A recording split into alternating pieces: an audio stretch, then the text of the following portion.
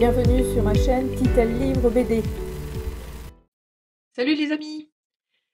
En fait, vous allez vous rendre compte que l'image est meilleure parce que je ne filme pas avec mon iPhone 7. Je filme avec une petite caméra à la con, en fait, que je me suis achetée, avec un petit micro au-dessus et tout, donc je pense que l'image va être meilleure. Est-ce que le son va être meilleur? Est-ce que, en tout cas, ça va pas être trop fort? J'ai aucune idée. Donc vous me pardonnerez les trucs à gauche quand je vais les montrer à droite parce que je suis inversée aussi. C'est comique, je le sens bien. Mais en tout cas, toujours est-il que, aujourd'hui, c'est un book haul, le book haul de la fin de l'année. J'en ai quand même quelques-unes à vous montrer. Parce que j'en ai quand même acheté un paquet, je me suis fait un joli cadeau de Noël aussi, effectivement, avec une série que j'ai terminée, qui avait 9 tomes. J'ai terminé d'acheter, pas à lire évidemment. Et c'est ça. En tout cas, j'espère que vous avez eu des belles fêtes de fin d'année. J'espère que tout s'est bien passé pour vous. Moi, c'est hyper calme, très tranquille, vraiment le bonheur absolu, qui donne envie d'être à la retraite, vraiment. Mais c'est ça, c'est pas encore le cas. Donc je vais arrêter avec mes conneries. Si jamais vous découvrez ma tronche, effectivement, avec cette vidéo-là, n'hésitez pas à vous abonner. Ce serait vraiment le fun que on grandisse encore et on grandisse encore et on grandisse encore. Mais c'est ça, donc je vais arrêter de blablater, puis je vais vous montrer effectivement ce que j'ai acheté sur le mois de décembre.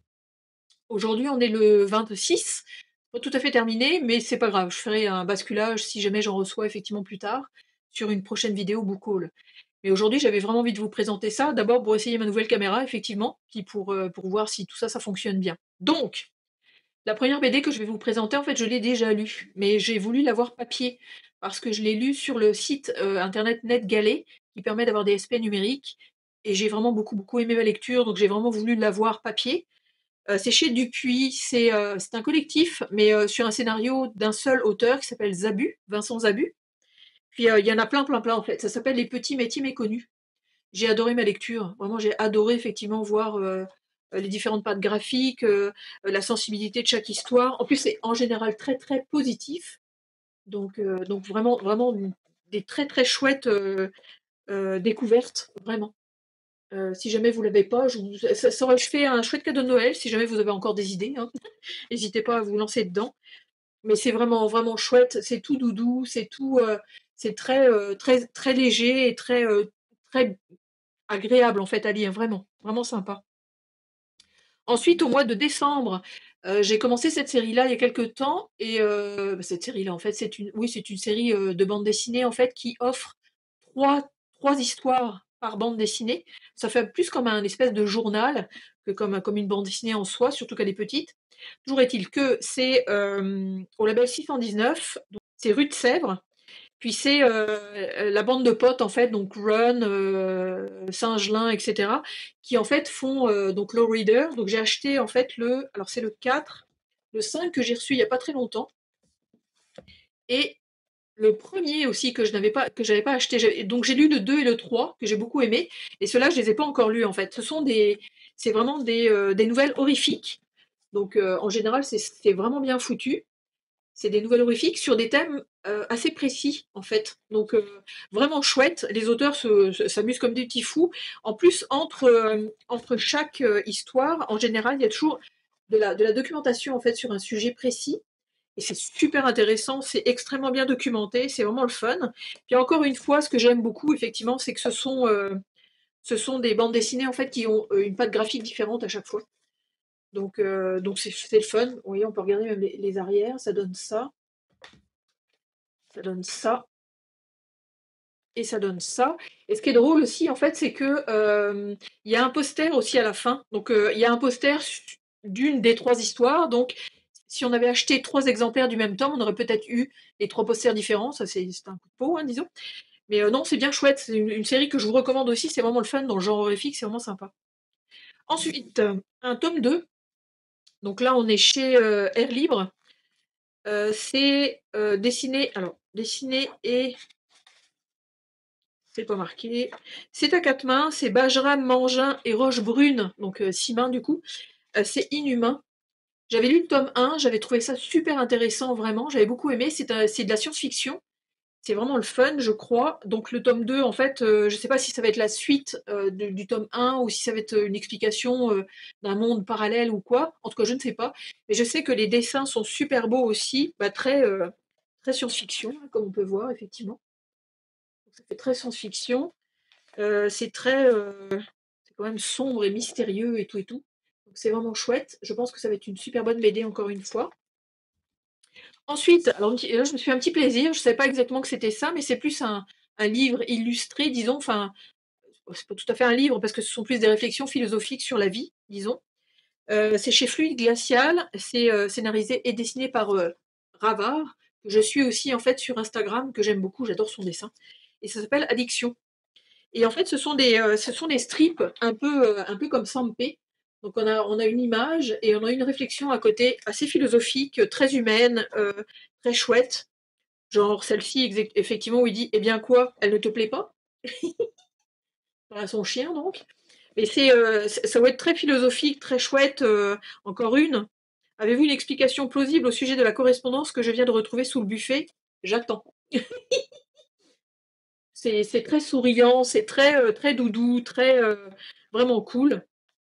Donc non, j'ai hâte de la commencer. Ça va se lire quand même assez rapidement. Je pourrais vous en faire une revue rapidos. Donc ça.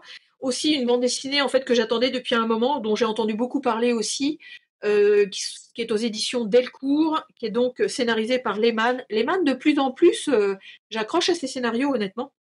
Donc Serge Lehmann, et c'est dessiné par Stéphane de Caneva, et ça s'appelle Les Navigateurs. Donc c'est un petit peu brillant comme vous pouvez voir. Puis c'est en noir et blanc, en noir et gris, en noir et blanc, en tout cas.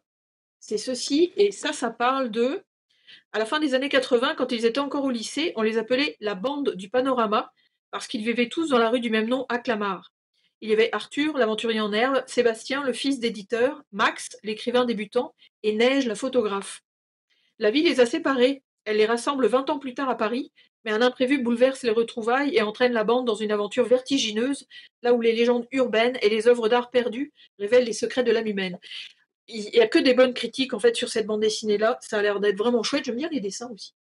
Ça a l'air d'être vraiment chouette. Je pense que ça va être encore initiatique, amitié, on s'engueule, on s'aime, etc. Tout ça sur fond d'histoire un petit peu mystérieuse. Donc j'ai vraiment hâte aussi. Ensuite, celle-ci, je l'avais rayée en fait en me disant non, je ne l'achèterai pas. Puis finalement, je me suis rendu compte en l'ayant, parce que j'ai finalement craqué évidemment, en l'ayant que c'était un one-shot. Je pensais que c'était un tome 1. Je me suis dit non, je peux encore recommencer une série, mais bref. Chez Fluide Glacial. Alors, c'est scénarisé par Beignet, donc B-GNET. Les dessins et couleurs sont de Jocelyn Geray, les couleurs sont de Drac, et ça s'appelle Chapatanga. Je pense que ça va être assez délirant, ça va être vraiment drôle, ça va être comique, ça va être... en tout cas, le dessin déjà est quand même assez cartoon, très très coloré, il y a de la couleur qui pète partout. Et de quoi ça parle? Chapatanga, une petite ville sans histoire. Pourtant, de mystérieux événements ne cessent d'importuner cette paisible bourgade aux grandes dames de la shérif, Maddie Edwards, qui préférerait se concentrer sur son roman plutôt que faire la police. Je pense que ça va être super drôle. Il y a un personnage assez marrant. Donc on va voir ce que ça va donner. Ça va se lire quand même assez rapidement, s'il n'y a pas tant de pages que ça. Ensuite, un tome 2. Alors, je ne sais pas combien il va y avoir de tomes sur cette série-là, mais j'ai hâte parce que j'avais essayé de lire le livre, puis je m'étais arrêtée parce que j'ai trouvé que les descriptions étaient super gonflantes. Donc, en espérant que la BD sera moins descriptive, disons, ce qui ne m'étonnerait pas. Donc, le tome 2, c'est chez Glénat, avec une association avec Robert Laffont. Et c'est donc, selon un livre de Ken Follett, c'est le tome 2 des Piliers de la Terre. On va voir ce que ça va donner. J'ai pas lu le premier encore. Donc c'est à 4 mains. Donc c'est Didier Alcante et Steven Dupré qui font effectivement les dessins et scénario et compagnie. Le dessin, ça donne ça. Donc ça va être assez chouette. Encore une fois. Ouais, super double page, effectivement. C'est magnifique. Excellent. Donc ça.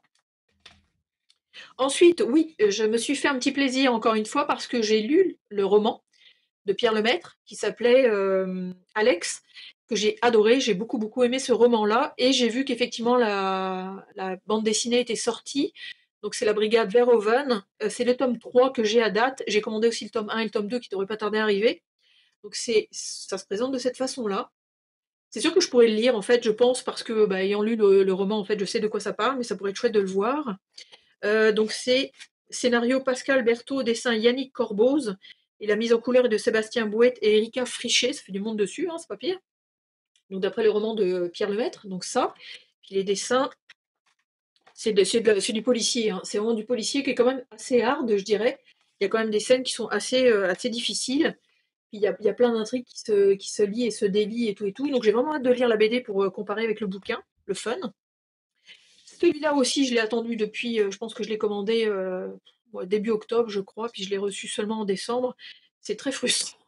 C'est très frustrant en fait d'être au Québec. Mais c'est ça. Donc c'est chez Dargaud. C'est d'après Le Petit Oiseau Blanc de Jess Matthew Berry.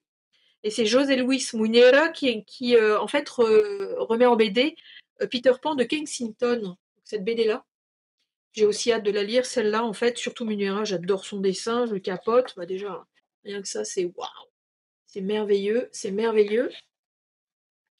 Puis c'est ça, il paraît que c'est super doux, c'est super chouette, c'est encore un aspect de Peter Pan qu'on découvre, effectivement, avec cette bande dessinée-là, donc j'ai encore une fois hâte de la lire, très hâte de la lire.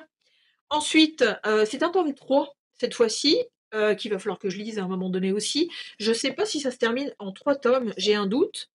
Puis je l'avais commandé effectivement à ma librairie en région et c'est ça, les distributeurs vont pas jusqu'en région, les bougres. Donc il a fallu que je l'achète chez Planète BD à Montréal. Ça reste quand même à Québec, mais c'est ça me coûte un petit peu plus cher, disons.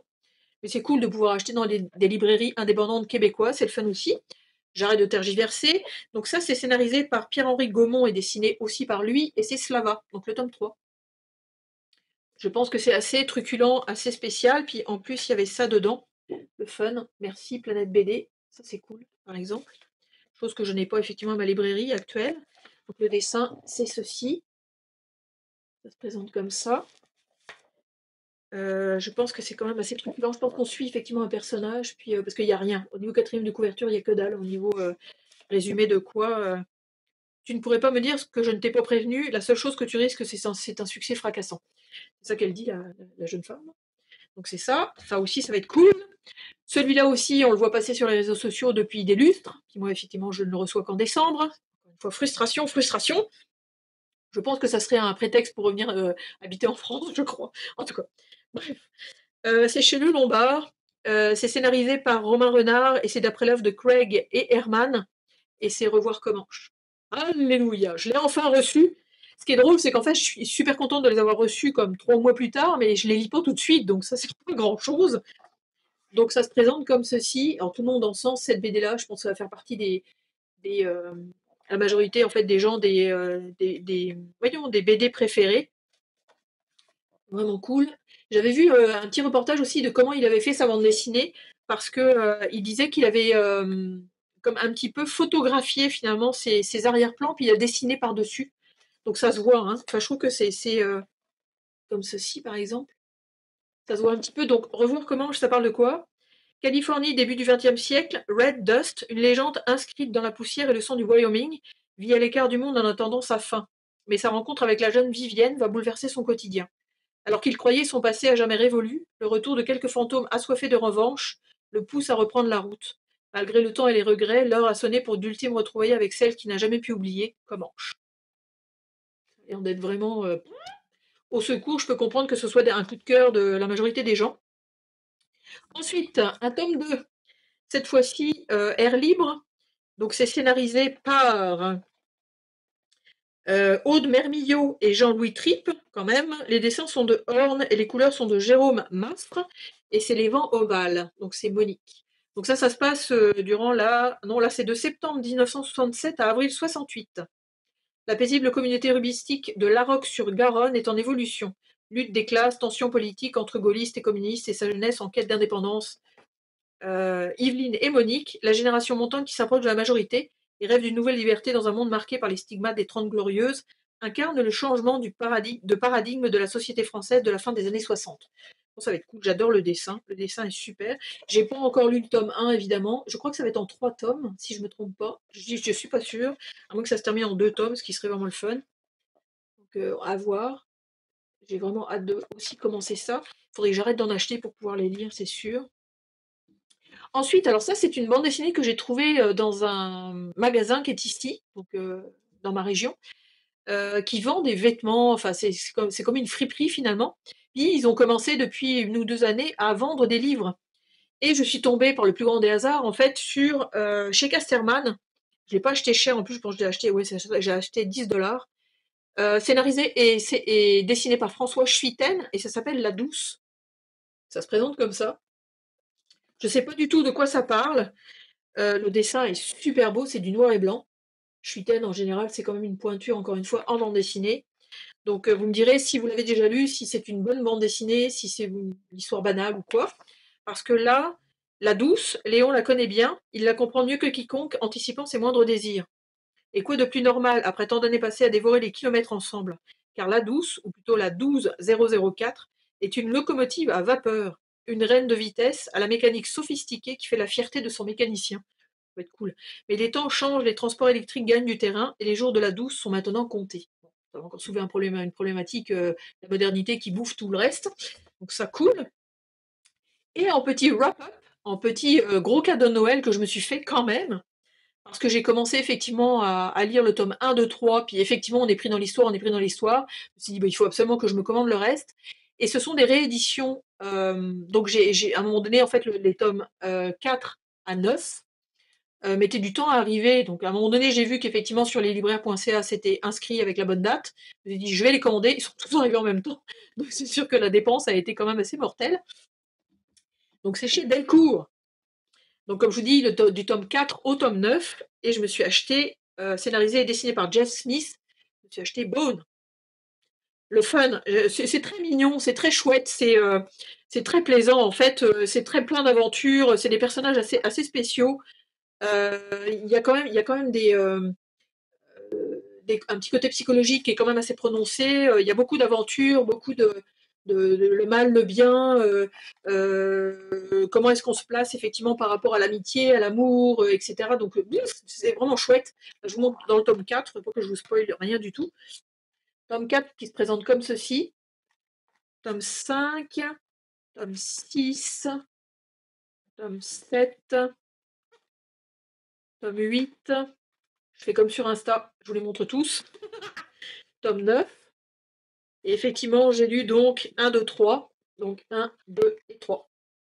Donc c'est ça, il coûte 26 dollars par exemple. 26 dollars avec les taxes et tout. Bon, c'est sûr que je les ai un petit peu moins chers parce que je travaille à cette librairie-là. Donc du coup, j'ai un petit pourcentage sympathique pour moi. Mais ça fait quand même 9 tomes c'est ça, à 20 dollars, disons. Donc ça fait 180 dollars quand même. Donc comme je vous dis, c'est un beau cadeau de Noël. J'ai vraiment hâte de continuer cette série-là. Je vais avoir du temps parce que, comme je vous disais, on est le 27 décembre. Puis je suis en vacances jusqu'au 6 janvier, même si je retravaille quelques jours en fait à la librairie entre-temps, mais c'est ça. Donc je vais avoir du temps pour lire. Donc voilà. Donc, hein, chose que je répète souvent. Voilà pour ce book haul qui est quand même relativement raisonnable, je dirais, sauf effectivement pour les bones que je me suis acheté d'un coup. Ça c'est un petit peu moins raisonnable, mais sinon non, ça tombe dans le petit truc habituel, je dirais.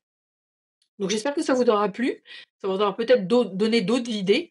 Puis c'est ça, donc on se revoit à la prochaine vidéo. N'hésitez pas à liker, commenter, dites-moi ce que vous avez reçu pour Noël, on sait jamais, pour me donner d'autres idées encore une fois.